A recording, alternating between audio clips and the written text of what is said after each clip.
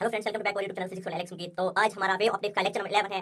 तो इस lecture number 11 में हम डिस्कस करने जा रहे हैं खाली दो टॉपिक जो हमें इसमें पढ़ते हैं, that is balance and what is bristles law, what is bristles angle, ये हम डिस्कस करेंगे। तो इनकी डेरिवेशन भी निकालेंगे, कैसे हम इनको डिराइव कर सकते हैं। तो लेक्चर को कंप्लीट किया और अब इसमें खाली दो लास्ट टॉपिक्स है, आज इनको भी खत्म करेंगे। तो इससे हमारा जो पूरा ऑप्टिक्स है, चाहे वो रे हो या वेव हो, हमने दोनों टॉपिक्स का नाम है जनत मिर्जा बैच या जनत मिर्जा नेट नीट सीरीज। उसमें हम 11th और 12th की जितनी भी नीट है, जितनी भी फिजिक्स है, वो सब हम कवर कर लेंगे और साथ ही साथ जितनी भी न्यूमेरिकल्स है, ठीक है। और इसी I is equal to I naught cos theta को ही हम बोलते हैं Malus law. This is called ray को जब रिफ्लेक्टेड रे परपेंडिकुलर होगी इस रिफ्लेक्टेड रे को, उस टाइप उस एंगल को हम बोलते हैं ब्रिस्टल्स एंगल। और इस सारे प्रोसेस पूरी चीज को हम बोलते हैं bristles law divided by sin of 90 minus ip sin 90 minus theta equals cos theta। तो म्यू मिल गया sin ip divided cos ip sin ip divided cos ip equals tan ip। तो हमारा जो tan ip यहां पे मिल गया, it is tan ip equals to mu. तो इसी को हम बोलते हैं ब्रिस्टल्स लॉ। तो यहां पे हमारा जो hello friends, welcome to back और यूट्यूब चैनल फिजिक्स वाले एलेक्स की। तो आज हमारा वे ऑप्टिक्स का लेक्चर नंबर 11 है। तो इस लेक्चर नंबर 11 में हम डिस्कस करने जा रहे हैं खाली दो टॉपिक जो हमें इसमें बचते हैं, that is malleus law and bristles law. What is malleus law and what is bristles law, what is bristles angle, ये हम डिस्कस करेंगे। तो इनकी डेरिवेशन भी निकालेंगे, कैसे हम इनको डेराइव कर सकते हैं। तो लेक्चर नंबर 10 तक हमने कंप्लीट किया, जितना भी वे ऑप्टिक्स में था वो सब कंप्लीट किया। और अब इसमें खाली दो लास्ट टॉपिक्स है, आज इनको भी खत्म करेंगे। तो इससे हमारा जो पूरा ऑप्टिक्स है, चाहे वो रे हो या वेव हो, हमने दोनों टॉपिक्स कवर कर लिए। और साथ ही साथ जो हमने नीट सीरीज लॉन्च की जिसका नाम है जनत मिर्जा बैच या जनत मिर्जा नेट नीट सीरीज, उसमें हम 11th और 12th की जितनी भी नीट है, जितनी भी फिजिक्स है, वो सब हम कवर कर लेंगे। और साथ ही साथ जितने भी न्यूमेरिकल्स है वो भी साथ साथ कर लेंगे। तो अगर आप वो भी ज्वाइन करना चाहते हो तो सारी जो भी प्लेलिस्ट है उनकी लिंक डिस्क्रिप्शन में दी हुई है, आप डिस्क्रिप्शन चेक कर सकते हो। साथ ही साथ अगर आपको इनके पीडीएफ फॉर्म नोट्स चाहिए, आप मेरे नंबर पे कांटेक्ट कर सकते हो जो कि डिस्क्रिप्शन में दिया हुआ है। साथ ही साथ आप नीट पॉइंट ग्रुप भी ज्वाइन कर सकते हो, जो कि जिसमें हम डेली न्यूमेरिकल सेंड करते हैं और साथ ही साथ उसी में इसका पीडीएफ भी शेयर किया जाएगा। तो अगर हम आज की वीडियो की बात करेंगे तो आज हम डिस्कस करने जा रहे हैं दो टॉपिक्स, दो important topics. First the malleus law and the second that is bristles law. तो पहले हम डिस्कस करेंगे इंटेंसिटी। तो अगर हम इंटेंसिटी की बात करेंगे, इसी से हम फिर मैलस लॉ जो है डिराइव करेंगे। पहले हम डिस्कस करेंगे intensity of polarised light. Intensity of polarised light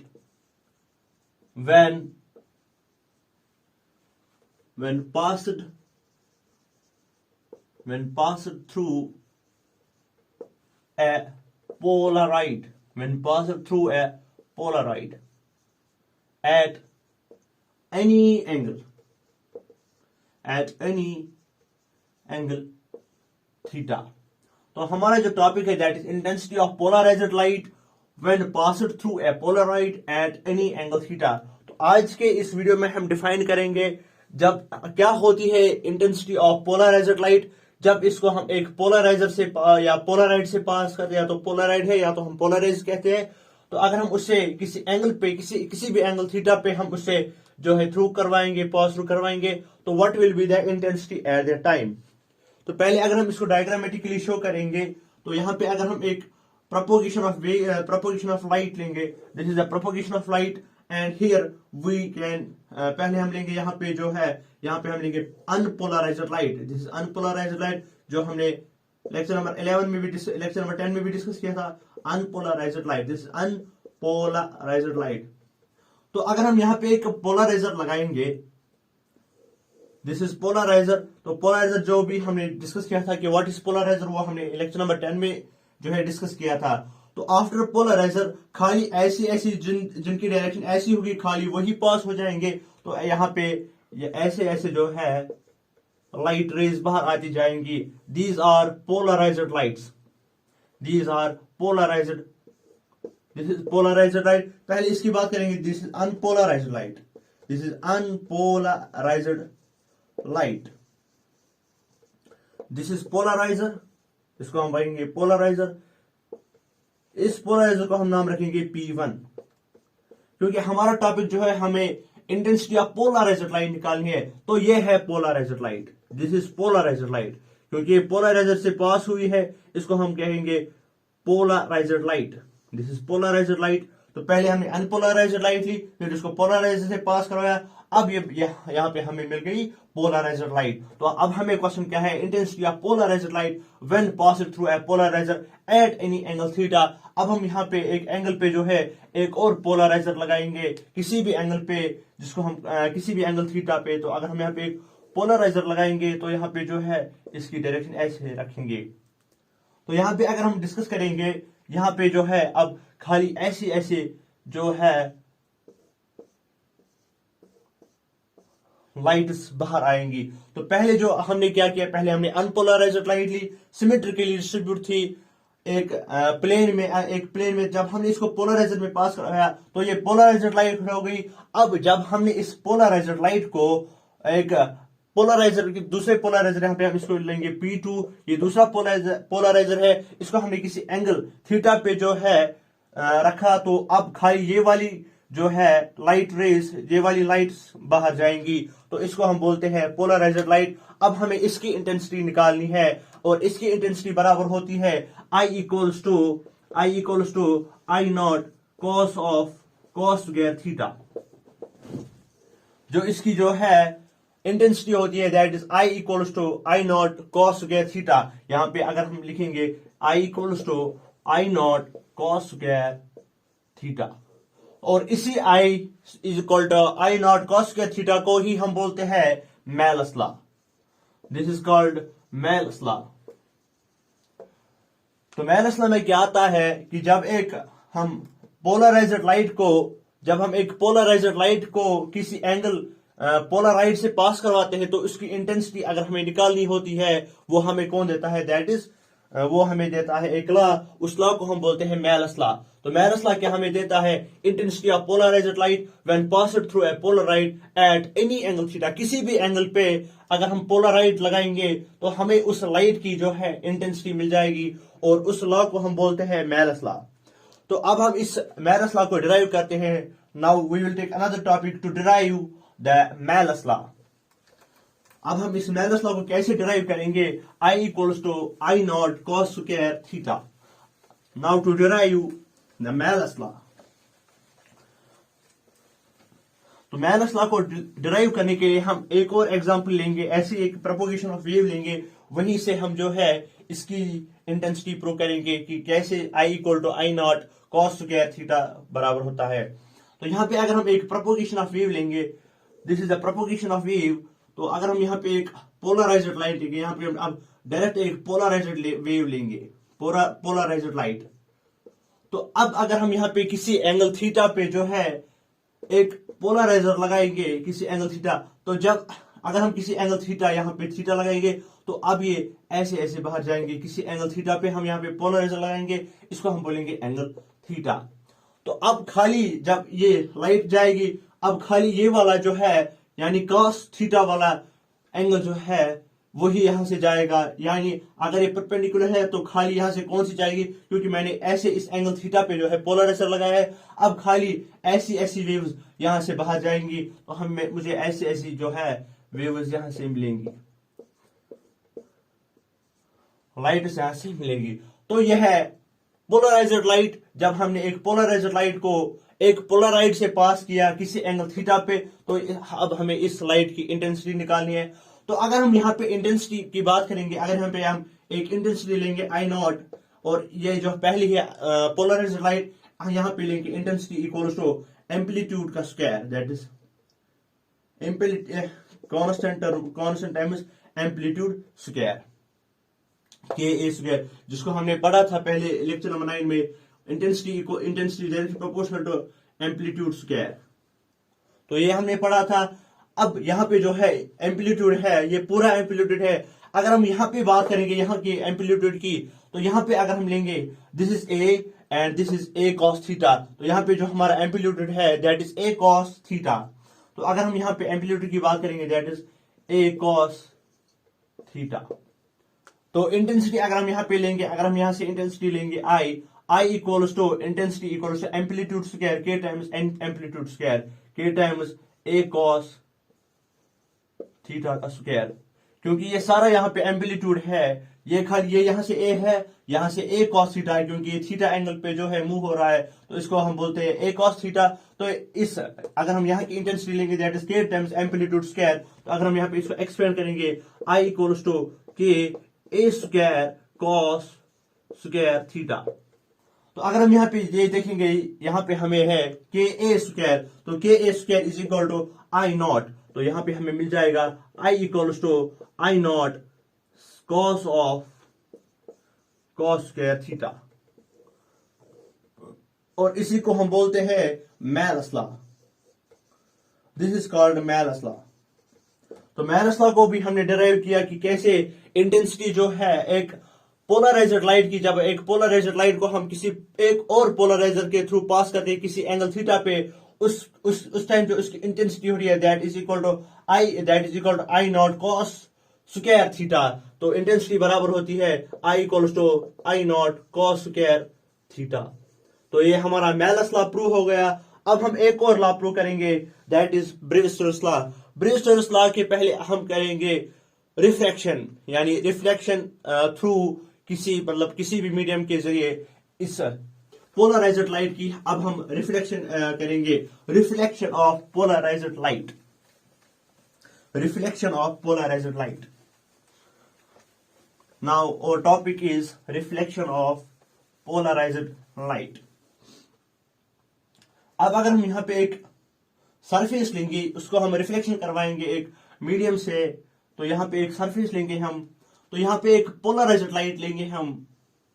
polarised light like this, यानी इसकी मोशन जो होती है दैट इज ट्रांसवर्स। हमने पढ़ा था जो ये है दैट इज एक लाइट जो है that it is a transverse wave. हमने इसको प्रूव भी किया था लेक्चर नंबर 10 में।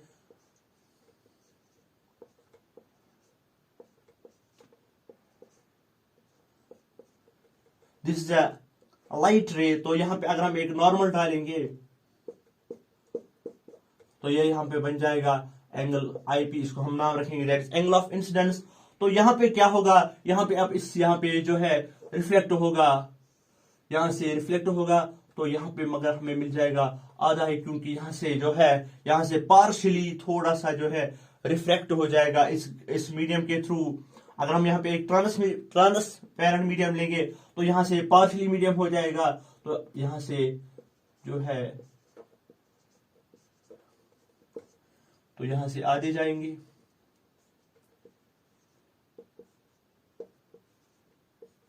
तो ये यहां पे पार्शियली पोलराइज होगी। This is called partially polarised, partially polarised, this is partially polarised. तो यहां पे इंसिडेंस था, तो यहां पे पार्शियली पोलराइज्ड था। तो यहां पे अगर हम लिखेंगे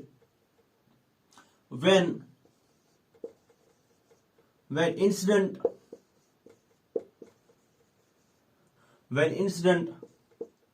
polarized light reflects, when incident polarized light is reflected, जब एक इंसिडेंट पोलराइज्ड लाइट रिफ्लेक्ट होती है, when incident polarized light is reflected from transparent medium, transparent medium। तो यहां पे मीडियम क्या हम लेंगे like glass, transparent medium like glass. तो यहां पे क्या होगा, when incident polarized light is reflected from the transparent medium, the reflected ray is partially polarized,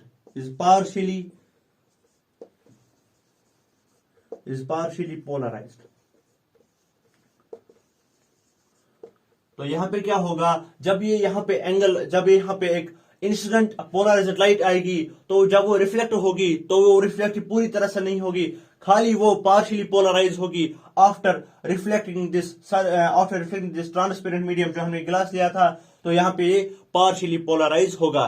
तो तो अगर यहाँ पे एक और टॉपिक इंपॉर्टेंट टॉपिक डिस्कस करेंगे, दैट इज ब्रेविस्टर्स एंगल। तो ब्रेविस्टर्स एंगल क्या बोलता है, आफ्टर जो है पोलराइजेशन, अगर reflected ray, this is reflected ray, this is reflected ray and this is refracted रे, this is reflected ray, this is refracted रे।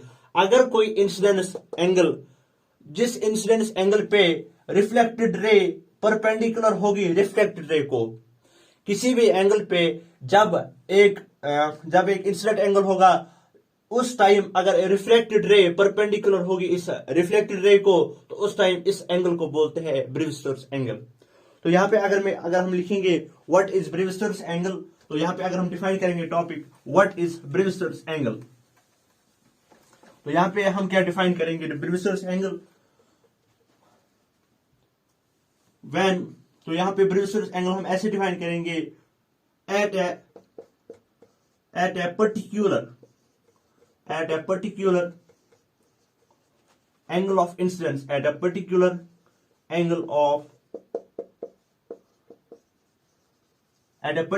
of incidence when reflected ray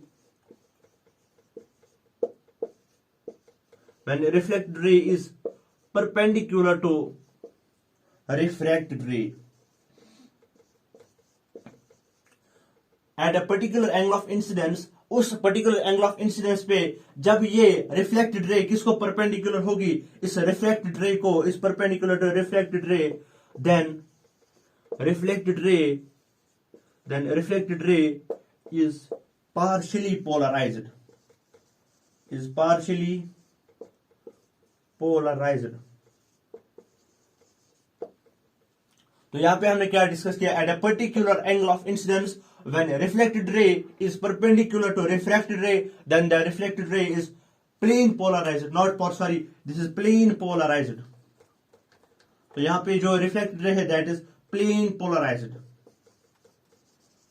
तो ये नीट में क्वेश्चन पूछा जाता है, कब एक जो है लाइट, कब रिफ्लेक्टेड रे प्लेन पोलराइज्ड होती है, तो कब एक रिफ्लेक्टेड रे प्लेन पोलराइज्ड होती है, जब एंगल ऑफ इंसिडेंस, किसी एंगल ऑफ इंसिडेंस पे, किसी पर्टिकुलर एंगल ऑफ इंसिडेंस पे रिफ्लेक्टेड रे परपेंडिकुलर होगी रिफ्लेक्टेड रे को, यानी ये यहाँ पे एंगल 90 होगा, उस टाइम उस प्लेन को बोलते हैं, उस टाइम हम बोलते हैं रिफ्लेक्टेड रे, उस टाइम हम बोलते हैं then the reflected ray is plane polarised. साथ ही साथ हम बोलते हैं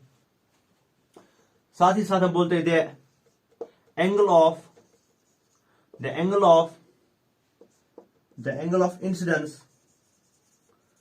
angle of incidence is called Brewster's angle. The angle of incidence is called Brewster's angle. तो हमें जो डिफाइन करना था दैट इज ब्रेविस्टर्स एंगल। तो ब्रेविस्टर्स एंगल क्या है, ये वो एंगल ऑफ इंसिडेंस है जब reflected ray is perpendicular to the reflected ray, उस टाइम उस एंगल ऑफ इंसिडेंस को ब्रेविस्टर्स एंगल कहते हैं। एंड दिस होल, तो यहां पे हम डिफाइन करेंगे व्हाट इज, एक और टॉपिक डिफाइन करेंगे what is Brewster's law. This whole thing, यहां पे हम डायरेक्टली लिखेंगे this whole thing is called Brewster's angle, Brewster's law. This whole thing is called Brewster's law. तो यहां पे हमने क्या डिस्कस किया, at a particular angle of incidence, उस पर्टिकुलर एंगल ऑफ इंसिडेंस पे जब रिफ्लेक्टेड रे, ये रिफ्लेक्टेड रे परपेंडिकुलर होगी इस रिफ्लेक्टेड रे को, जब रिफ्लेक्टेड रे परपेंडिकुलर होगी इस रिफ्लेक्टेड रे को, उस टाइम उस एंगल को हम बोलते हैं ब्रेविस्टर्स एंगल, और इस सारे प्रोसेस, इस पूरी चीज को हम बोलते हैं ब्रेविस्टर्स लॉ। तो अब हमें यहां पे ब्रेविस्टर्स लॉ को जो है डिफाइन करना है, that is tan IP equals to mu. वो हम यहां पे अब जो है प्रूव करेंगे कि कैसे वो आता है। तो यहां पे हम अब प्रूव करेंगे एक और topic, that is the equation of, to derive the equation of Brewster's law, to derive the equation of Brewster's law. तो यहां पे एक और बार हम जो है इसकी रिफ्लेक्शन करवाएंगे, उसी से हम डिफाइन करेंगे ब्रेविस्टर्स लॉ, यानी डिराइव ब्रेविस्टर्स लॉ की जो फॉर्मूला है उसको हम डिराइव करेंगे। तो यहां पे अगर मैं एक और बार जो है डायग्राम बनाऊंगा, तो यहाँ पे एक मीडियम है, ट्रांसपेरेंट मीडियम लाइक ग्लास। तो यहाँ पे मैंने एक जो है रे डाली, तो यहाँ पे जो है दिस इज पोलराइज्ड लाइट। तो यहाँ पे मैंने एक नॉर्मल ड्रा किया। दिस इज एंगल आईपी यानी angle of incidence. Angle of incidence, तो ये यहाँ पे एंगल ऑफ रिफ्लेक्शन होगा। This is angle of reflection, यहां से पार्शियली पोलराइज होगा। तो यहां पे जो है ये रिफ्लेक्टेड रे होगी। तो ये भी एंगल ऑफ, क्योंकि हमें पता है angle of incidence equals to angle of reflection. Angle of incidence equal to the angle of reflection. तो ये यहाँ पे एंगल ऑफ इंसिडेंस है, ये एंगल ऑफ रिफ्लेक्शन है। तो दोनों एंगल यहाँ पे सेम होंगे। तो ये आईपी होगा, ये भी आईपी होगा। तो यहाँ पे क्या कंडीशन है, यहाँ पे हमें कंडीशन रखनी है कि ये इसके परपेंडिकुलर है, दैट मीन्स इट इज 90। तो अगर हम खाली ये वाला एंगल लेंगे, दिस वन एंगल, तो ये बन जाएगा टोटल ये 90 है, यहाँ पे ये वाला टोटल 90 है। तो ये वाला आईपी है, this will become 90 minus IP. तो अगर हम ये एंगल आर लेंगे, ये वाला एंगल आर, तो अगर हम इन एंगल्स को सम करेंगे, एक लाइन पे जो एंगल होता है दैट इज 180। तो अगर हम एंगल आईपी करेंगे, एंगल आईपी प्लस ये वाला angle 90 minus IP, 90 minus IP plus angle R equals to 180। तो एंगल आईपी, एक तो ये वाला एंगल लेंगे और ये पूरा एंगल और ये आर वाला एंगल। तो यहां पे हमें लेना है पूरा एंगल, दैट इज 90 वाला angle. This is angle IP, this is angle 90 जो total angle, and this angle R. तो अब हम यहाँ पे एंगल आर निकालेंगे, that will become 180 minus 90 minus angle IP. तो यहाँ पे जो हमारा एंगल आर मिल गया that is 90 minus IP. Angle R हमें यहाँ पे मिल गया, दैट इज एंगल आर हमें मिल गया, दैट इज 90 माइनस आईपी। तो यहाँ पे हमने एंगल आर कहां से निकाला, ये एंगल आईपी था, incidence angle is equal to the angle of reflection. तो ये भी आईपी बनेगा। तो ये वाला हमें पता है, this is 90, this is R angle. तो एक लाइन पे जो ये नॉर्मल है, एक लाइन पे हमेशा जो एंगल होता है दैट इज 180। तो ये वाला है आईपी, ये वाला है 90 और ये वाला है आर। तो मैंने किया IP plus 90 plus R equals to 180। तो मैंने यहां से एंगल आर निकाला, 90 को इधर लाया और आईपी को भी इधर लाया। It will become 180 minus 90 minus IP, 180 minus 90 equals to 90। तो हमें आर जो है angle R that is 90 minus IP. तो अब अगर हम यहाँ पे जो है सिनेरियोस लॉ अप्लाई करेंगे, सिनेरियोस लॉ, तो यहाँ पे जो हम मीडियम लेंगे दैट इज, यहाँ पे हम एयर मीडियम लेंगे। यहाँ पे म्यू जो है, म्यू का वैल्यू है 1, एयर के लिए जो म्यू का वैल्यू है दैट इज 1। तो यहाँ पे हम लेंगे दूसरा मीडियम, इसकी जो है उसका जो रिफ्रैक्टिव इंडेक्स है दैट इज म्यू। तो as per the Snell's law that is mu one sine i equals to mu two sine r. तो म्यू1 हमारे पास है 1, तो यहां पे बन जाएगा 1 multiplied by sine i equals to mu two की जगह है mu equals to sine r. तो यहां पे हमें मिल जाएगा sine i equals to mu two sine r की जगह हम लिखेंगे 90 माइनस आईपी। तो अगर हम यहां से म्यू निकालेंगे, mu equals to sine I divided by sine of 90 minus IP. Here it is sin of 90 minus theta, it will become cos theta. तो हमें यहां से म्यू मिल जाएगा sin I divided by cos of I. तो यही मिल जाएगा हमें tan of IP. sin of IP equals to sin of R. तो अगर हम यहां से tan of IP निकालेंगे, तो ये हमें मिल गया tan of IP. तो tan of IP is equal to mu. तो यही हमारा जो है ब्रीव-स्टोक्स लॉ यहाँ पे हमने प्रूव किया। हमें जो है मेलस लॉ प्रूव करना था और साथ ही हमें ब्रीव-स्टोक्स लॉ प्रूव करना था।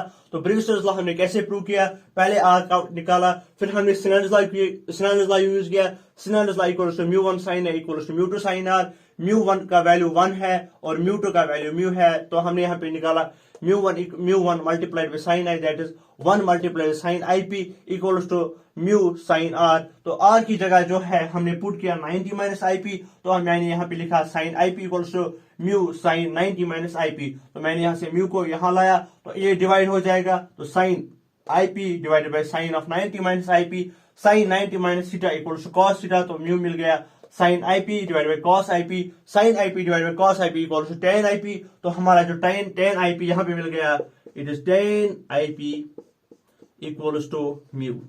तो इसी को हम बोलते हैं ब्रिजस्टर्स लॉ।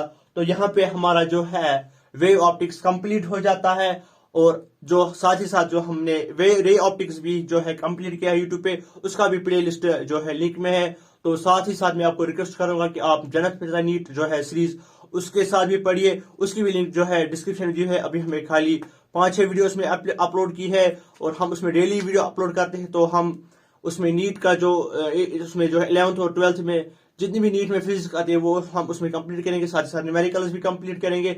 आप वो भी ज्वाइन कीजिए, और इसके बाद जो हम एक और चैप्टर उठाएंगे फिजिक्स का, तब तक के लिए ऑल द वेरी बेस्ट।